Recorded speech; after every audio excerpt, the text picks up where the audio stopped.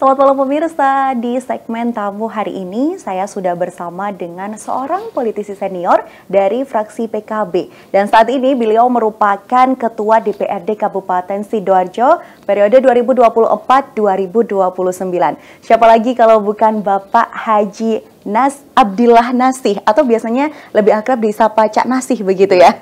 Assalamualaikum Cak Nasih, malam hari ini apa kabar? Warahmatullahi wabarakatuh. Alhamdulillah, sehat luar biasa.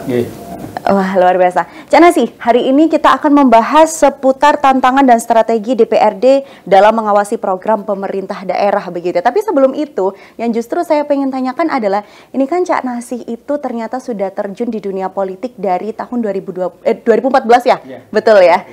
Sebenarnya backgroundnya Cak Nasih sendiri ini apa dan kenapa kiprahnya sebegitu besar dalam dunia politik ini? Ya, di samping mungkin sudah jalannya ya. Saya backgroundnya itu ketika aktivis mahasiswa ya di dunia jurnalistik malah ya. Saya aktif di perhimpunan pers mahasiswa dan juga keliling-keliling kayak jenengan ini dari satu kampus ke kampus yang lain ya, tenda demokrasi macam-macam gitu ya. Nah kemudian juga saya juga aktif di beberapa organisasi kepemudaan, kemasyarakatan, dari mulai IPNU ya, Ikatan Pelajar dan Putra NU ya, kemudian GP Ansor dan sebagainya. Nah, ketika reformasi terjadi euforia pembentukan partai-partai politik dan lahirnya PKB, alhamdulillah sejak awal kelahiran saya langsung terjun di PKB ya ini. Dan alhamdulillah dari mulai awal di tingkatan DPAC PKB ya sampai kepada tingkatan DPD PKB Sidoarjo. Kalau dulu sempat sih saya kayak mungkin teman-teman yang lain, saya panggil saya menjadi DPRD bahkan ketua DPRD. Saya dulu background kalau itu wira swasta ya, wira swasta percetakan malah ya. Wira percetakan bahkan sejak muda karena namanya dekat terminal Bungurase, ya juga sempat juga jualan-jualan es keliling, termos keliling ke kampung-kampung, ke warung-warung di daerah sekitar Bungurase. Nah ini menarik ya, ini kan mungkin dari saya bisa bilang bukan siapa-siapa dan sekarang justru jadi ketua DPRD. Cak Nasih sendiri ini kan dilantik dari tahun 2024 begitu ya? Saya dilantik tahun 2016 pergantian PAW. Ketika ada senior saya yang naik menjadi wakil bupati, almarhum Cak Nur Ahmad waktu itu. Nah beliau senior saya ketua DPAC PKB Waru ketika itu juga diangkat terpilih menjadi ketua wakil bupati gandengan dengan Abah Saiful dan saya menggantikan oleh beliau dari 2016 sampai sekarang. Nah sejauh ini sambatan yang paling banyak diterima oleh Cak Nasih itu sebenarnya apa sih dari masyarakat, Cak? Ya rata-rata memang karena memang DPRD adalah bagian dari aspirasi ya, plus juga wadul ya. Jadi masyarakat hampir semua segmen dan semua urusan ya, karena memang dianggap DPRD itu kayak malaikat ataupun apapun yang bisa menyelesaikan masalah. Padahal tidak bisa serta-merta begitu kan ya. Betul. Rata-rata yang banyak ke kami itu dari mulai keluhan-keluhan pembangunan ya, mulai sampah, banjir karena memang itu menjadi salah satu ancaman dan juga hal yang masih menjadi PR di Sidoarjo, tetapi juga bidang-bidang yang lain, kesehatan, pendidikan, ya ini banyak juga aduan-aduan ataupun keluhan-keluhan dari masyarakat terkait dengan masalah misalkan masih maraknya pungli ataupun apa terkait dengan dunia pendidikan ya, kemudian di bidang kesehatan juga masih banyak warga yang mungkin sulit ya untuk menerima akses kesehatan ataupun juga masih belum memahaminya terkait dengan program-program gratis UHC di Sidoarjo dan sebagainya.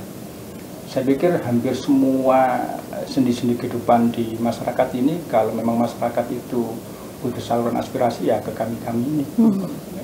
Dari visinya Sidoarjo itu metropolitan inklusif, berdaya saing, sejahtera, dan berkelanjutan. Bagaimana pengawasan dari legislatif sendiri dengan visi pemerintahan di Sidoarjo ini, Cak? Ini memang tantangan bersama ya bagi kita semuanya, baik eksekutif maupun legislatif dan masyarakat tentunya ya. Karena memang visi misi yang diambil di tahun 2025 sampai tahun 2029 ini cukup berat ya.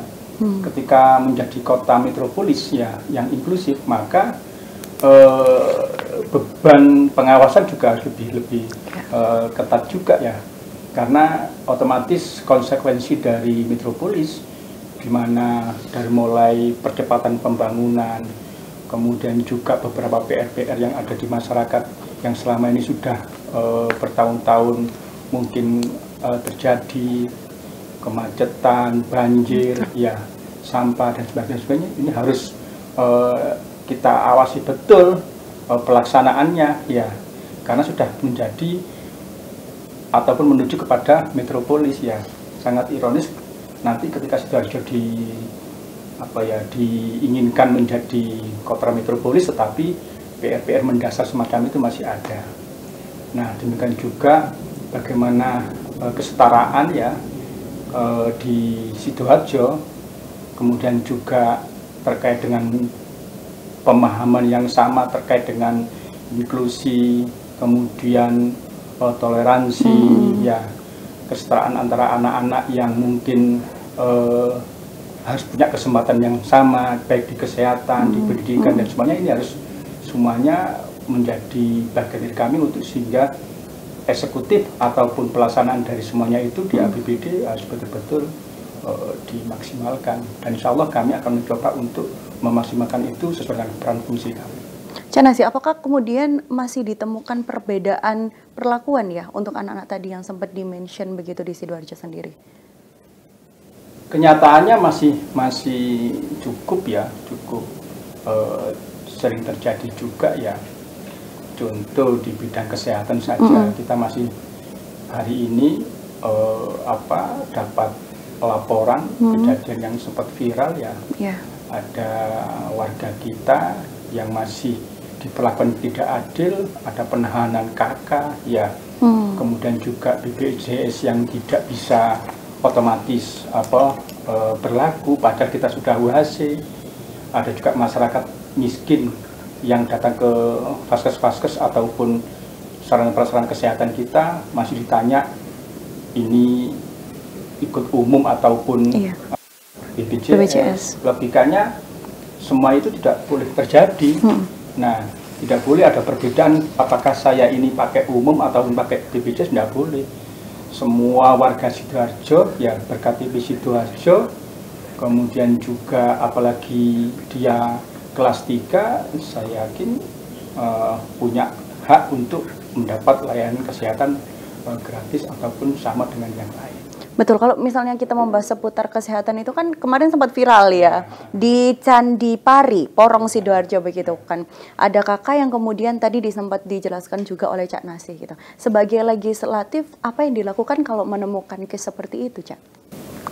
Nah, sebagai legislatif kami, peran-peran fungsi kami otomatis kami akan turun lapangan langsung ya. Jadi ketika kita mendengar ada persoalan itu, saya langsung dengan beberapa komisi terkait, komisi D langsung turun ke lapangan. Saya datangi kediamannya, rumahnya, saya tanya bagaimana yang terjadi sesungguhnya, macam-macam. Alhamdulillah cerita banyak ya. Jadi bisa kita langsung sidak langsung ke lokasi ya, ataupun juga kita ketika ada persoalan-persoalan semacam itu, kita bisa memanggil ya. Kita bisa mengundang, melakukan hearing dengan beberapa stakeholder, beberapa pihak yang terlibat dalam sebuah persoalan tersebut. Sehingga untuk kemarin ketika pasca sidak kami mendapat temuan dan aduan terkait dengan persoalan kesehatan di masyarakat, penahanan KK, kematian bayi dan sebagainya, langkah berikutnya kami panggil aspek yang ada di situ ya. Yang ada kita panggil dan kita minta klarifikasi di situ. Karena harapan kami adalah persoalan-persoalan yang ada di Sidoarjo ini semacam itu harus cepat selesai. Ya, sangat ironis kalau kemudian setelah Sidoarjo hal-hal semacam itu masih terjadi. Betul. Cak Nasi, sebenarnya di case tersebut ya, apakah masih ada salah dalam distribusi program bantuan mungkin? Atau sebenarnya kesalahannya titiknya ada di mana? Kita masih kaji, kita masih dalami terkait dengan persoalan kemarin itu, apa itu memang ada kesalahan prosedur ya, atau ada kesalahan-kesalahan dari by sistem ya, karena memang banyak variabel ya, banyak varian yang terlibat di dalamnya ya, mekanisme BPS ya, kemudian ada juga terkait dengan KIS ya, ada juga mungkin SOP di tingkatan medis dan sebagainya. Nah, kita masih dalami ya. Tetapi prinsipnya adalah bagaimana sebuah sistem, sebuah mekanisme yang ada itu tidak boleh mengalahkan kebutuhan dan kepentingan yang jauh lebih besar. Apa itu? Kesehatan, keselamatan, bahkan mungkin nyawa. Ini yang paling utama dulu ya kan ya. Persoalan sistem, persoalan mekanisme, persoalan prosedur itu bisa dikemudiankan ya.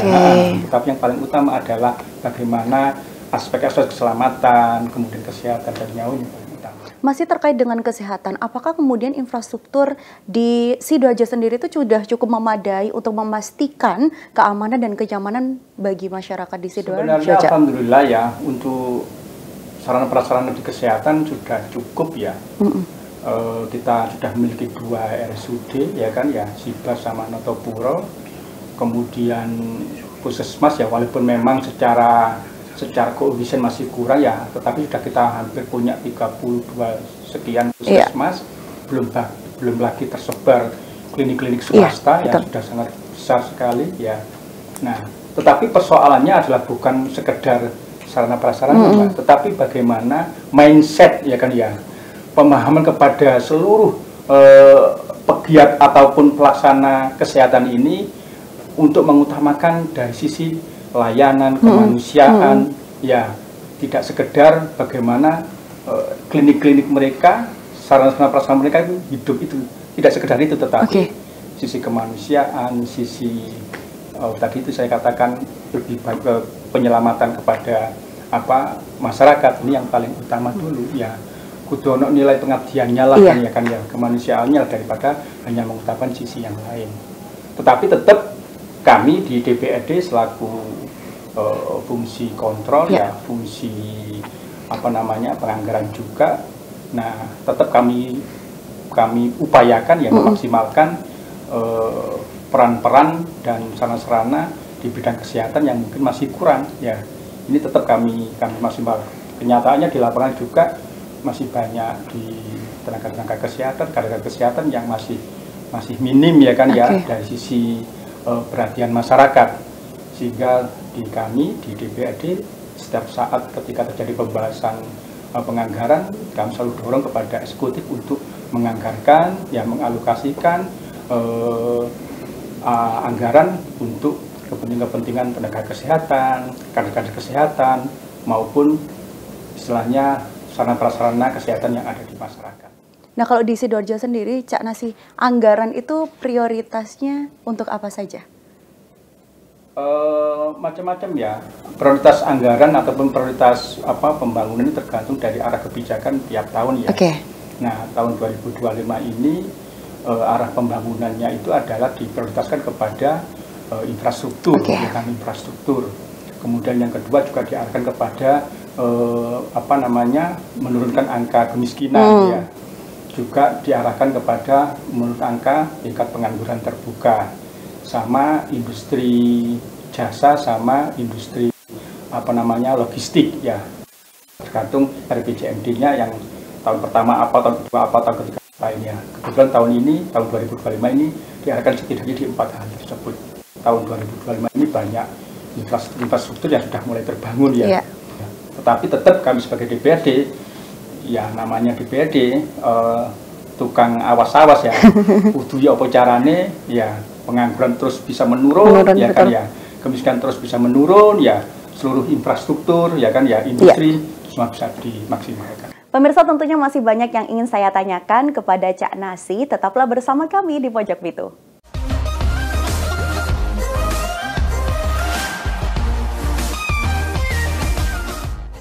terima kasih masih setia bersama kami di Pojok Pintu pemirsa, dan tentunya saya juga masih bersama dengan Cak Nasi, Ketua DPRD Kabupaten Sidoarjo periode 2024-2029. Dan jika kita membahas seputar Sidoarjo tadi yang sempat disampaikan oleh Cak Nasi juga, salah satu prioritas pembangunannya adalah infrastruktur. Terdapat pembangunan jalan dan juga jembatan begitu ya Cak ya. Kalau saya dari data yang saya temukan ini, betonisasi 11 ruas jalan dan juga perbaikan 17 jembatan. Pengawasan dari Cak Nasi sendiri dengan pembangunan tersebut seperti apa? Karena Cak Nasi sebelum menjawab ya, dari beberapa selintingan-selintingan di telinga saya itu katanya terlalu lama itu pengerjaannya. Gimana ini? Ya, pertama-tama adalah fungsi kami adalah fungsi pengawasan terkait dengan program-program prioritas itu, termasuk di dalamnya adalah infrastruktur ya. Sehingga di awal-awal sudah kami harapkan ke eksekutif ataupun dalam hal ini misalkan adalah PUBM dan CSDA, bagaimana penempatan lokus-lokus dari infrastruktur tersebut, betonisasi, jembatan, itu diarahkan kepada lokasi-lokasi yang memang sangat-sangat membutuhkan ya. Misalkan yang jalan-jalan yang memang cepat ataupun mudah rusak ya, karena memang struktur tanahnya entah gerak, entah terlalu lembab, macam-macam, sehingga itu yang harus diutamakan untuk betonisasi. Yang kedua adalah mungkin jalan-jalan yang merupakan akses ke industri, ke peningkatan perekonomian, dan sebagainya. Ini juga harus menjadi prioritas ya kan ya. Demikian juga sama jembatan. Jembatan ini adalah jembatan-jembatan yang memang memiliki value added ya kan ketika dibangun. Nah, juga terkait dengan beberapa hal yang mungkin dari adanya jembatan ini bisa menyelesaikan beberapa persoalan yang menghubungkan antara satu sisi dengan sisi yang lain. Nah, dari sisi pelaksanaan ya memang banyak PR yang terjadi di lapangan, karena memang seringkali kita menegur ataupun memanggil teman-teman dari PU itu, proses-proses lelangnya ini tidak tepat waktu ataupun tidak di awal-awal ya. Nah, sehingga otomatis pekerjaannya molor, tahapannya tidak bisa diikuti dengan baik misalkan, sehingga ada beberapa hal yang mungkin tidak bisa maksimal ataupun lama. Nah, harusnya ya teman-teman di PU itu harus sejak Hamin tahun itu ya, misalkan tahun 2025 ya, sejak tahun 2024 sudah mulai proses nagih off-nya ya, perencanaan bla bla bla, sehingga awal-awal tahun sudah bisa pelaksanaan lelang ya kan ya ini ya, sehingga pekerjaannya bisa dimaksimalkan. Nah, dari sini kami terus meminta kepada Komisi C otomatis ya, komisi yang membidangi masalah infrastruktur ini, untuk terus melakukan monitoring ya kan ya, mana-mana pekerjaan-pekerjaan yang memang tidak bisa maksimal. Makanya di kami ada yang namanya mungkin evaluasi tiap triwulan ya. Tiap triwulan kita evaluasi, kita panggil beberapa dinas-dinas khususnya yang fisik itu untuk kita tanya seberapa jauh ya kan serapannya, seberapa jauh pelaksanaannya, dan kendalanya bagaimana. Ini bagian dari monitoring kami. Nah, demikian juga beberapa pekerjaan-pekerjaan yang lain. Kalau misalnya saya lihat sendiri di Sidoarjo itu sebenarnya banyak jalan yang justru masih rusak, kalau malam masih gelap gitu. Kalau dari Pak Nasi sendiri bagaimana menanggapi hal tersebut? Itu memang salah satu keluhan ya, keluhan masyarakat ya. Tetapi alhamdulillah sebenarnya sudah beberapa tahun terakhir ini sudah bisa tercover ya. Tetapi karena memang di Sidoarjo setidaknya ada tiga kewenangan ya. Kewenangan provinsi, kewenangan pusat, kewenangan kabupaten ya, atau bahkan jalan lingkungan.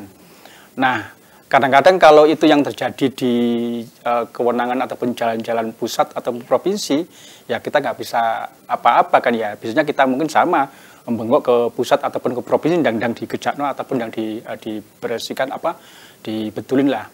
Tetapi sekiranya itu adalah jalan-jalan kabupaten, maka kami dari DPRD tidak segan-segan akan terus memaksimalkan alokasi anggaran untuk rehab ataupun jalan-jalan yang rusak itu. Tetapi mungkin karena memang coverage-nya luar biasa, jalan-jalan yang rusak ya, konstruksi ataupun struktur tanah di Sidoarjo juga banyak yang lembab, gerak ya, bla bla bla bla, termasuk juga beberapa daerah-daerah yang menjadi apa ya, jalan lintas industri, misalkan kayak di daerah Prambon ini ya truk-truk besar yang mau ke Pasuruan ya sering masuk ke jalan-jalan kita, padahal itu bukan kelas-kelas jalan untuk semacam itu. Sementara kita nggak boleh, misalkan dengan portal, dengan apa kan nggak boleh. Nah, yang rugi ataupun yang berimbas kepada jalan-jalan kita cepat rusak. Ini itu. Dan dengan hal seperti itu sebenarnya ada penanganan nggak sih Pak dari eksekutif, dari pantauan Pak Nasi sendiri? Ya sama tadi itu. Kita minta data kan ya, kita minta data setiap saat evaluasi itu jalan-jalan mana yang rusak ya dan harus dipercepat untuk dilaksanakan. Termasuk kita meminta ada penambahan satgas misalkan ya, dan alhamdulillah informasinya untuk tahun ini ada sekitar mungkin 14 satgas ya, satgas untuk penanggulangan jalan-jalan rusak ya. Tetapi prinsipnya adalah tidak sekedar itu, bagaimana kita koordinasi dengan pusat, dengan provinsi ya, agar terjadi percepatan atas hal-hal semacam itu. Jangan sampai kemudian hanya gara-gara kewenangan, berbeda kewenangan, masyarakat yang dirugikan. Dan sebaliknya juga hanya gara-gara kepingin potong kompas jalur industri ya, yang kemudian kalau kita larang ya sehingga menghambat ya industri dan sebagainya. Nah, tanpa ada koordinasi komunikasi dengan yang atasnya. Makanya harapannya kami adalah agar pimpinan ataupun eksekutif juga tidak segan-segan melakukan komunikasi koordinasi dengan provinsi ataupun pusat. Nah, Cak Nasih, selain masalah jalan, salah satu masalah yang dari tahun ke tahun selalu ada adalah banjir. Di Sidoarjo itu pasti ada aja yang banjir begitu kan. Ini sebenarnya penanganan dari banjir sendiri udah maksimal belum sih, Cak? Kami masih melihat belum maksimal lah untuk penanganan banjir ini ya. Karena yang sering terjadi itu di eksekutif ya, itu masih belum ngugemi ya dari master plan yang ada misalkan ya. Atau bahkan jangan-jangan masih belum punya master plan ya kan ya. Bahwa sebenarnya Sidoarjo itu kota delta. Sidoarjo itu adalah daerah-daerah kedung ya, banyak kedung yang orang dulu mengatakan jenenge kedung, jenenge delta itu ya wis pasti bersentuhan dengan air ya. Nah, tetapi kondisi semacam itu jangan dijadikan alasan ya wis biasa banjir lah, jangan begitulah ya kan. Tetapi bagaimana ada antisipasi yang luar biasa dari pemerintah untuk melaksanakan penanganan masalah banjir ya. Nah, yang paling utama adalah ya bikin master plan ya kan ya, master plan ya, dan penanganannya jangan sepotong-sepotong ya, jangan spot-spot, tetapi harus komprehensif ya, dari mungkin hulu sampai hilir, dari mulai pusat sampai daerah ya. Karena juga sama Mbak, di kami ini sungai-sungai kami ya juga ada beberapa kewenangan ya, kewenangan pusat, kewenangan provinsi, kewenangan daerah. Tapi sekali lagi jangan sampai kemudian gara-gara kewenangan yang berbeda ini kemudian masyarakat dirugikan ya, banjir tidak tertangani. Karena rata-rata banjir-banjir yang ada di Sidoarjo ini banyak disebabkan karena kondisi afur-afur kita kan ya, kayak di daerah Waru, di banjir utara ini daya tampung Sungai Buntung sudah tidak mengatasi. Nah, ini harus ada kerjasama yang utuh antara pusat, provinsi, BPWS sama daerah. Nah, tinggal kalau di banjir-banjir kota, nah, ini juga berbeda, bagaimana saluran-saluran drainasenya itu harus betul-betul dibenahi. Nah, ini yang mungkin menjadi PR teman-teman eksekutif, kerja keras lagi agar persoalan-persoalan banjir ini di kemudian hari tidak terjadi lagi. Nah, ini yang ingin saya tanyakan Cak Nasih. Tadi kan artinya kurang optimal ya dalam melakukan penanganan apalagi terhadap banjir begitu kan. Sebenarnya kalau dari DPRD sendiri dalam menindaklanjuti eksekutif yang kurang optimal mungkin atau mungkin ketidaksesuaian mereka dalam bekerja, seperti apa, Cak? Yang paling utama mungkin menurut saya adalah melibatkan masyarakat. Ya, melibatkan masyarakat. Di samping memberikan pemahaman kepada masyarakat pentingnya bahaya banjir, ya, yang dimana masih banyak masyarakat yang membuang sampah sembarangan di sungai-sungai, ya. Tetapi yang paling penting juga adalah solusi penanganan banjir itu masyarakat yang tahu. Contoh misalnya begini, di daerah kawasan aliran Sungai Buntung sampai kepada daerah Tambak itu yang tahu persis bagaimana solusinya, ya. Karena sehari-hari ketemu dengan lingkungannya, ya masyarakat. Apakah perlu disudet, apakah perlu embung, apakah perlu pengganti yang sempat dipakai kemudian harus diganti yang lain, macam-macam lah ya kan ya. Apakah perlu cukup pompa, itu masyarakat ya kan ya. Tidak bisa serta-merta pemerintah koyok-koyok yang paling paham bahwa menyelesaikan banjir di daerah ini adalah pompa. Ya, menyelesaikan banjir daerah ini adalah sudetan ataupun normalisasi, tidak bisa. Libatkan masyarakat di situ. Nah kan ya, apa sih keinginan masyarakat itu untuk bisa menyelesaikan masalah-masalah. Karena satu masyarakat, satu lingkungan dengan yang lain berbeda. Di daerah banjir, ancaman banjir utara, itu terbesar adalah ancaman dari Sungai Buntung. Ya misalkan gini, sampai kepada daerah Tambak. Di daerah banjir kota, ya di daerah Sidokare, mungkin bukan karena afur, tetapi karena tadi saya katakan drainase, kemudian lahan-lahan dulu yang sempat menjadi resapan air hilang semuanya, ya dipakai macam-macam pembangunan, perumahan macam-macam. Nah ini kan berbeda. Sama mungkin di wilayah ancaman banjir selatan, mungkin karena akibat lumpur, subsiden macam-macam, ya berbeda kan. Nah otomatis pola penanganannya juga harus berbeda. Ya bagaimana tahunya, di samping ada misi macam-macam, libatkan masyarakat setempat untuk memberikan masukan, ini loh cara yang terbaik untuk mengatasi masalah banjir di daerah masing-masing. Terbiasa, berarti peran serta masyarakat juga sangat diperlukan begitu untuk pembangunan di Sidoarjo juga. Nah, Cak Nasi, sejauh ini sebagai legislatif, apa tantangan terbesar dalam menyelesaikan berbagai permasalahan dan melakukan pengawasan terhadap Kabupaten Sidoarjo? Tantangan kita di DPRD ke teman-teman adalah ekosektoral. Ya. Ekosektoral di masing-masing UPD. Nah, sering di masing-masing UPD ini yang penting iki programku selesai. Apakah iki ketemu dengan program UPD yang lain? Ini sinergitasnya ya, sinergitasnya. Contoh kecil ya kan ya.